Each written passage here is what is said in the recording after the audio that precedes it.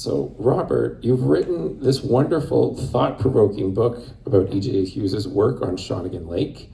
Thank you for doing so. It's really something that's added to the art historical record and to people who are interested in that part of the world, as I am very much.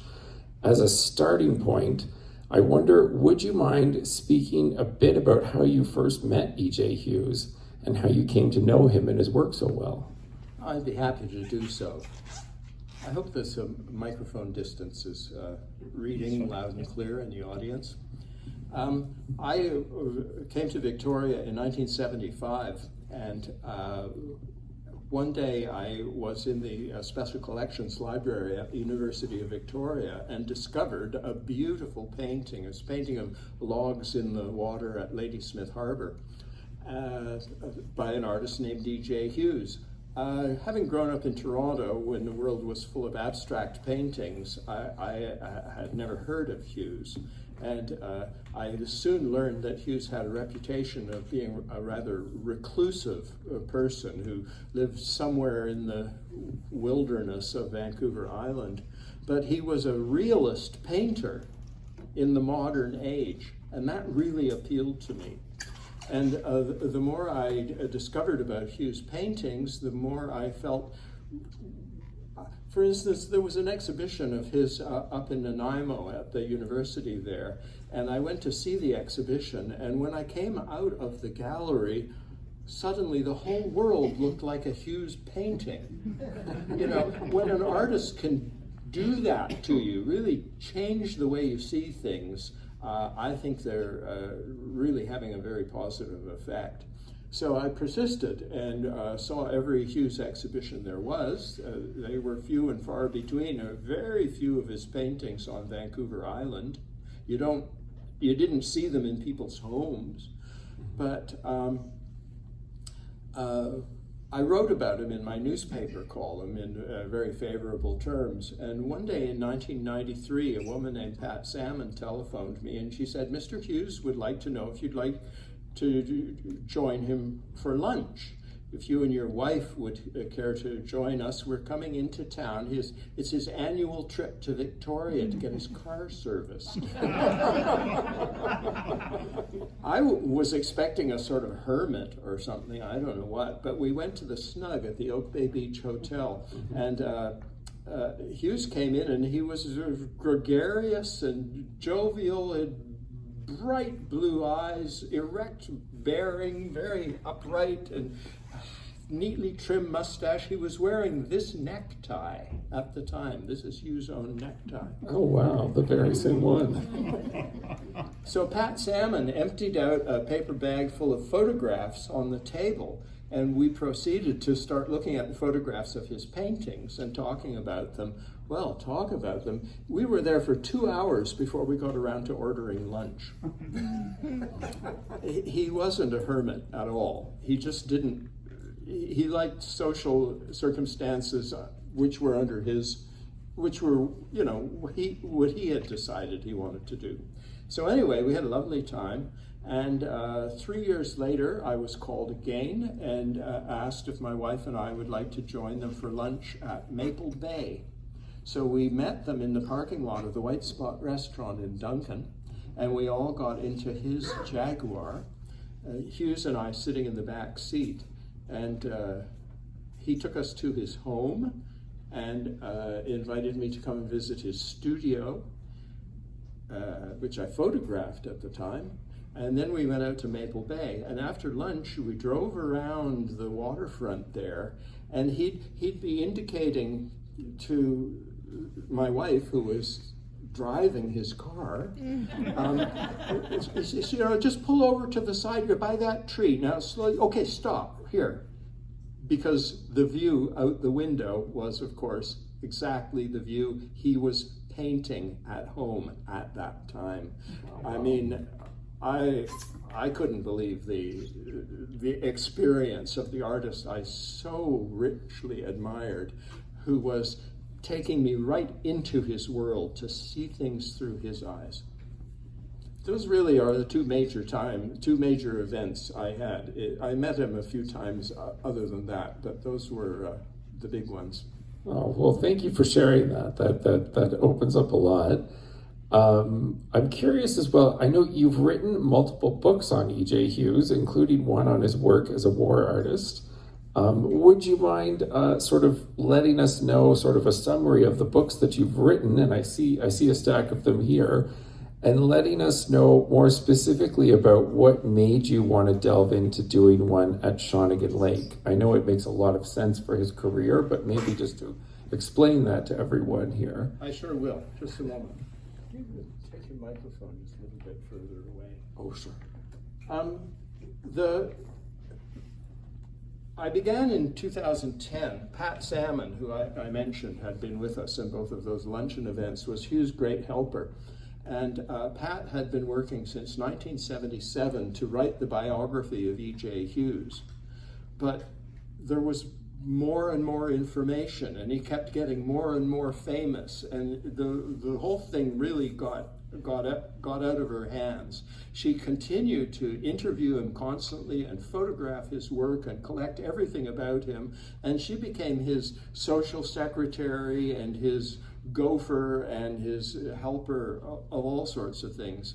But after Hughes died in 2007, Pat was, her health was in decline. She had Parkinson's disease, and she realized she would never be able to really bring this project together.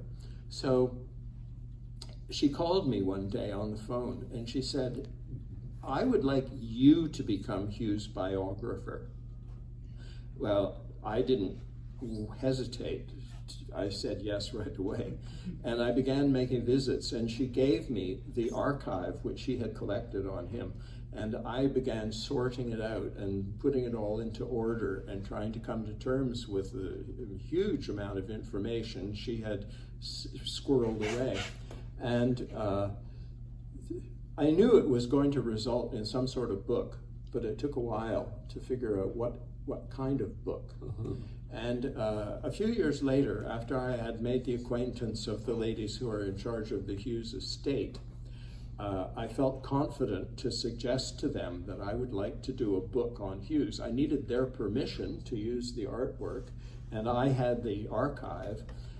And the first one I did is E.J. Hughes Paints Vancouver Island, because Hughes is a Vancouver Island person. And I didn't want that ever to be forgotten, because there are people in other places who would like to take ownership of E.J. Hughes.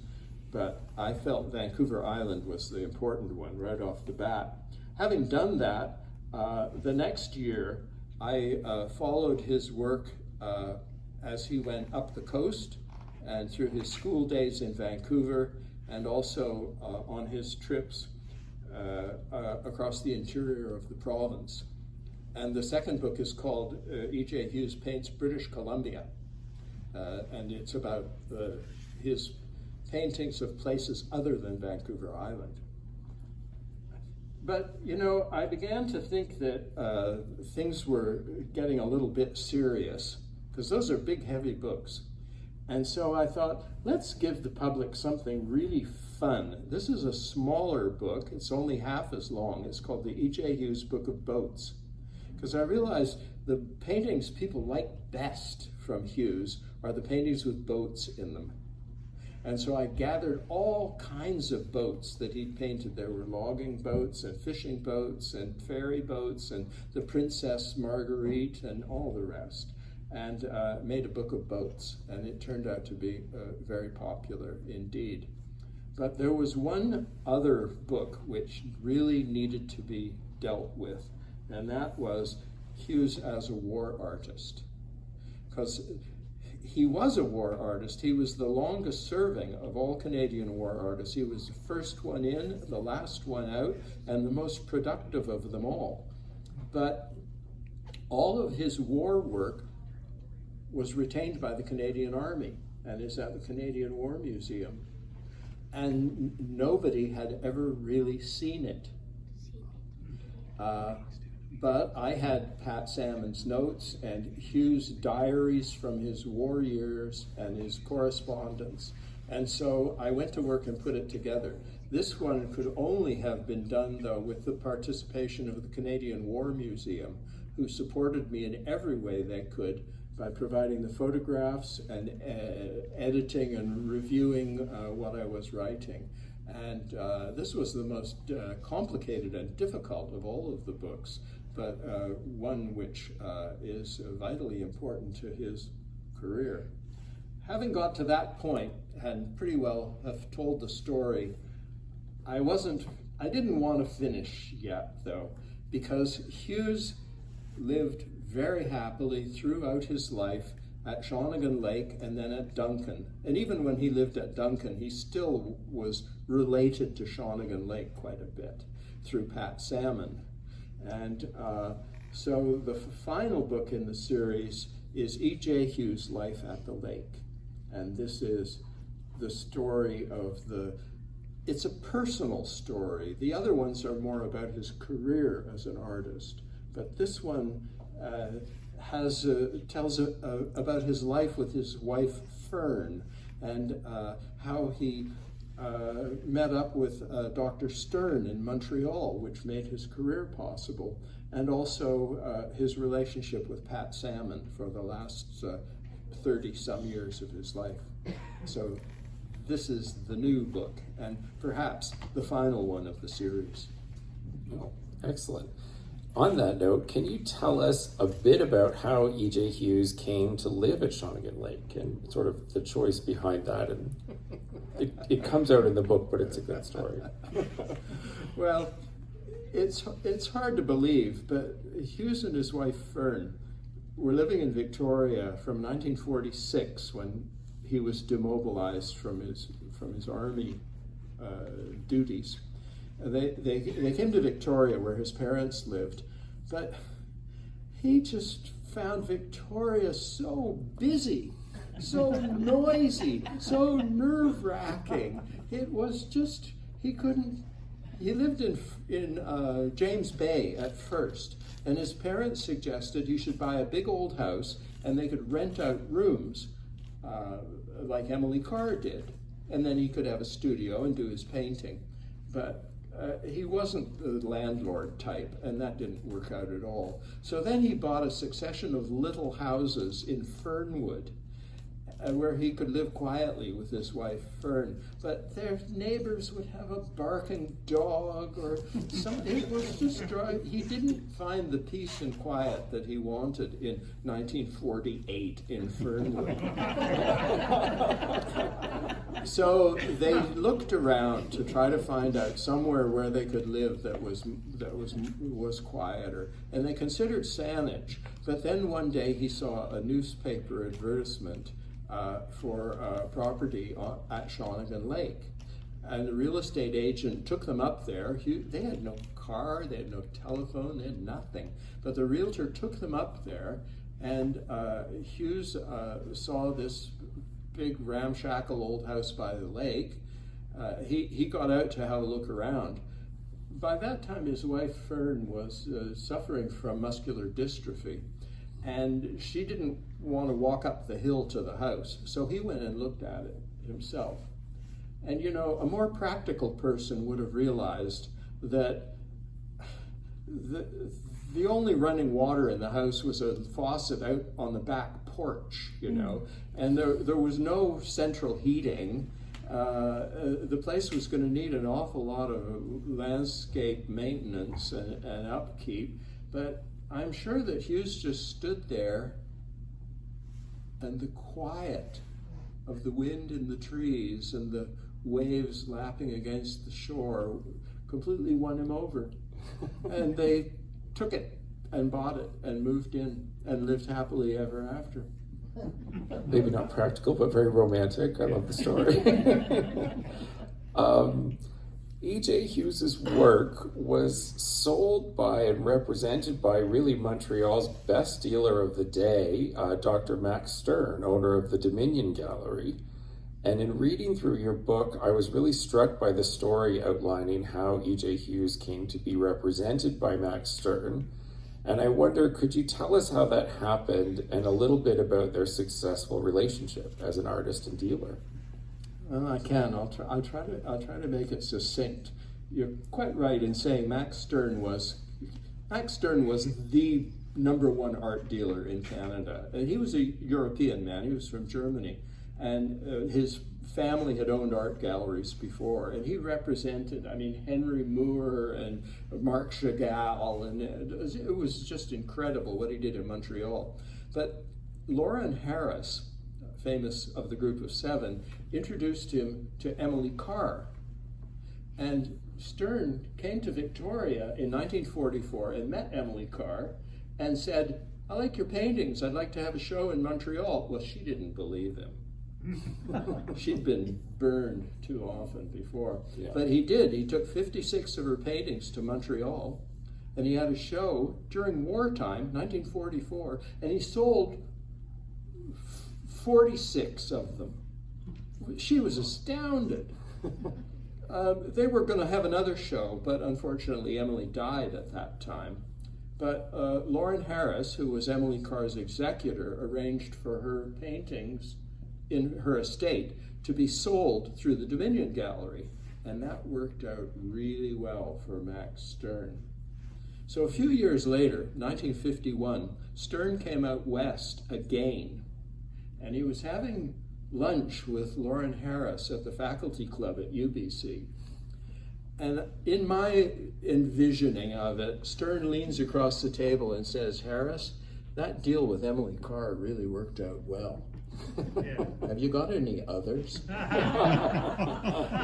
And Lauren Harris looked across the room, and there hanging on the wall was E.J. Hughes' painting on loan to the University of British Columbia, the painting of fish boats at Rivers Inlet. Mm-hmm. And he said, "Ed Hughes, he's your man." Stern and Harris looked around the university and found 2 more of Hughes' paintings, and by then he was convinced. And Stern came to Victoria immediately, and he tried to find Hughes. But Hughes had left with no forwarding address. Stern went to the newspaper, the Victoria Times, and found a bright young reporter there who got on the case, and the 2 of them went looking for Hughes. It took them 3 days. Eventually, the RCMP in Shawnigan Lake said, "Oh, yes, it's down there, the big brown house." So they went over to Hughes' place. I can imagine them coming up to the front door. There's no telephone. "Excuse me, Mr. Hughes, I'm Max Stern from Montreal, and I'd like to see some of your paintings." So Stern went in and looked around the house, and before very long he said, "I like what you do. I'd like to buy it all." Right. And they sat down at the kitchen table and wrote out a contract, and Stern bought everything Hughes had. All of the $1 million paintings, everything else. He bought it all for $500. The deal of the century. You know, on that first meeting with Hughes, he told me this story, and he said, about 3 weeks after that, I was saying to my wife, Fern, "Wasn't that wonderful? That guy from Montreal came and bought all those paintings." And she said, "Ed, you don't understand. He wants to buy everything. Like, just send it to him." And Stern sent a check by return mail. He bought everything. It wasn't on consignment. Every single thing that Hughes made, he sent to Montreal and was paid immediately. And this went on from 1951 until Stern's death in 1988, and it continued until the Dominion Gallery closed in the year 2000. Every single thing that Hughes made, and everything else he'd done earlier which he could find, he sent it all to the Dominion Gallery. And although the prices were embarrassingly low in the beginning, the prices rose and rose and rose to where in the end he was getting checks for $25,000 a painting. Wow. It's quite an unusual story within Canadian art history. I think it's unique. It is. Yeah. So Hughes lived quite a quiet life at Shawnigan Lake and then at Duncan. And I think you've touched on this, but can you talk a bit about how he became so famous and how he sort of carved out the space and the time to maintain a quiet life at Shawnigan, and how that really informed his work. Well, in fact, of course, it all has to do with this relationship with Dr. Stern, because Stern went right to bat for Hughes in the beginning. For instance, after Stern went back to Montreal and took the paintings with him, or they were shipped to him immediately, he began selling the paintings. He began selling them to the National Gallery, the Art Gallery in Montreal, the Department of Foreign Affairs. He was just selling the paintings one right after the other to the most prestigious collections in the country. Hughes was naturally pleased, but he didn't have to do anything except cash the check. In fact, their correspondence between Stern and Hughes was the only correspondence Hughes really had in his life. And fortunately, I have all of the correspondence in both directions. You can read what they said to each other. And Hughes really appreciated Stern's understanding of the art market and his willingness to take care of all the business for Hughes. Commissions began to come up from the Imperial Oil Company or different industrial concerns that wanted to hire Hughes. Hughes didn't know how to talk to those people. He didn't want to talk to those people. I mean, they wanted to commission the interior of a railway car, the dining car, the CPR. Hughes, it was just too much for him. Stern said, "Don't worry, leave it to me. I'll take care of it all. Here's what you do. I'll send you the canvas, you paint the picture and send it back, and your money will arrive very shortly." He took care of everything for him. In fact, in their whole time together, all those years, they only met 3 times. And Hughes never went to the opening of any exhibition he ever had, with the possible exception of one in the old Kirk Gallery in Shawnigan Lake. But National Gallery, Montreal Museum, Beaverbrook Gallery, he never went. He was allowed to stay home and just keep on doing his work, because all that social stuff made him really nervous. And even the thought that he would have, that somebody was coming to interview him next week would set him off. He'd lose a whole week's production for worrying about what he might say or have to say. Right. That makes sense. On that note, so Hughes has a reputation for being a sort of a recluse, and I wonder if you could tell us if you think that's really true, and what led to his retired lifestyle, and how it really manifested into his professional life. This is a very good question, and one which maybe I should take up at length writing about it. In my books, I've avoided, in large measure, writing about Hughes's personal life. This new book takes you closer to it than has been done before. But I didn't do that just out of respect for his desire for privacy. And if he was asked, could you come and receive an honorary doctorate? He'd say, no, I can't do that. Yeah, I can't take away the time from my painting, because it would ruin his concentration. And that is undoubtedly true. When you look closely at his paintings, you realize they are the product of a profound ability to concentrate. But in my research, I think there's more to it. It was his nature to be a solitary individual. He was not sociable at all. It made him nervous. But then his wartime experience, which lasted for a long time, I think you'd have to say he came home with PTSD. Not only was the war experience very stressful for him, but also he and his wife, every time he was stationed somewhere in Canada, she'd go over and move in and live with him, and she'd get pregnant, and then she'd carry the child all the way to full term, and then they would lose the child at 10 days or at birth or finally 6 months of age. They lost 3, if not 4 children during wartime. And then Hughes would be immediately posted to England or to the Aleutian Islands or something. It was enormously stressful. And when he came away from that war experience, he didn't want to have to deal with the world at large. He wanted that quietness. Mm-hmm. I'll say one more thing about it too, is that by the time they moved to Shawnigan Lake, Fern's muscular dystrophy was really beginning to tell on her. Her gait wasn't very good when she was walking. She had a cane, you know, and it got worse and worse. And I'm sure their housekeeping was just frightful. She couldn't do it.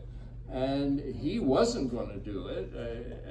He never even thought about it. So that they couldn't invite people home and have a social coming and going. So they just closed in on themselves. Dr. Stern was a gift from heaven, because Stern meant you will be paid, your income is secure, all we require is that you stay home and paint. And that's just what he wanted. And so within that world, his wife Fern lived until 1974. And after that, he was so fully set in his ways that he did not want to go out into public, really. Right, right. Would you be able to tell us a little bit about what their day-to-day life at Shawnigan Lake would be like? It sounds like very much centered on work and process, but I'm sure you can elaborate. Yeah, well,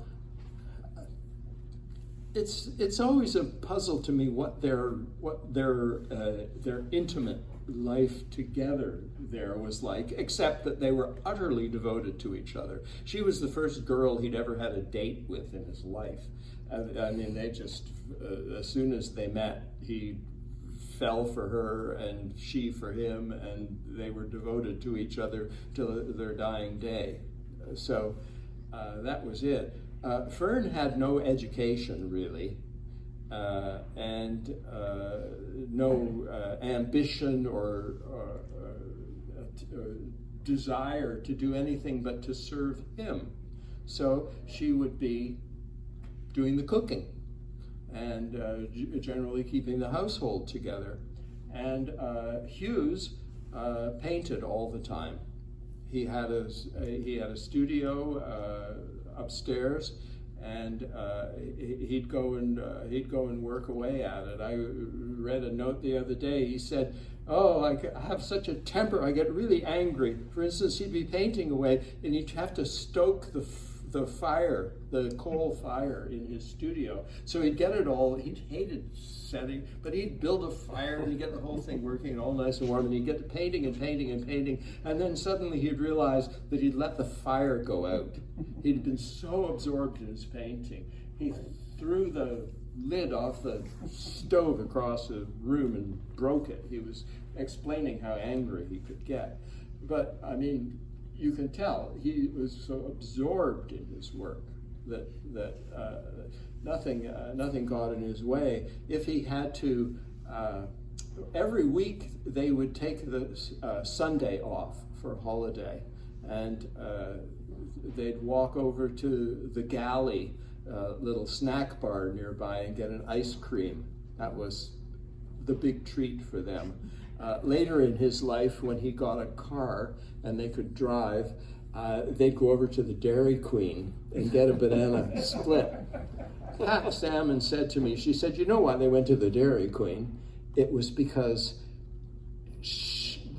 it had curb service, and they had he had electric windows in his car so that they could come and serve it to Fern, and she wouldn't have to get out of the car and hobble away, because eventually she was in a wheelchair and became blind in one eye, and many of the other attributes of muscular dystrophy.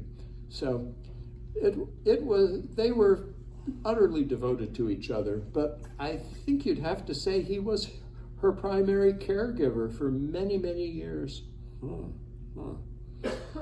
Well, would you be able to tell us a little bit about Hughes's later life? He lived to be 93, so he really, you would have known him during the later years, so I wonder if you could tell us a bit more about that.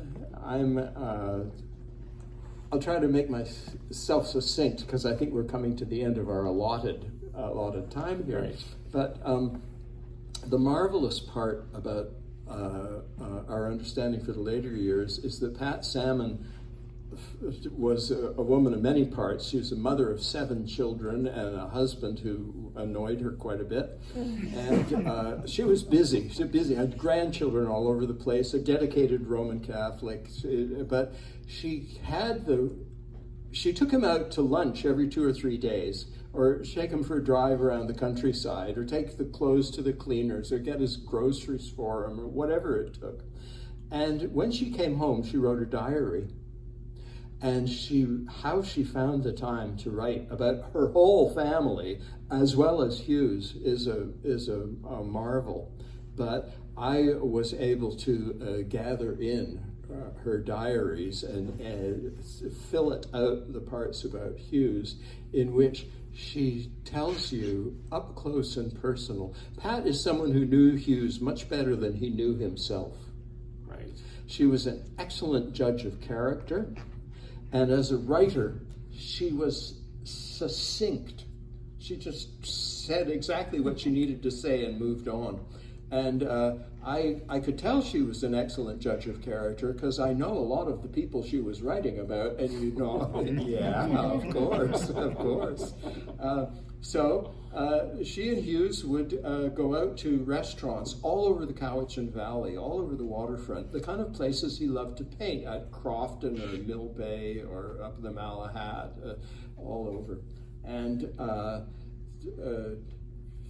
they'd have lots of laughs, and he'd offer infuriating comments. I mean, as a crotchety old bachelor, he had some pretty crazy opinions, which, I mean, he lived in isolation, which Pat did not. Pat was a citizen of the community, but Hughes was all by himself there, doing the painting and occasionally going out for lunch.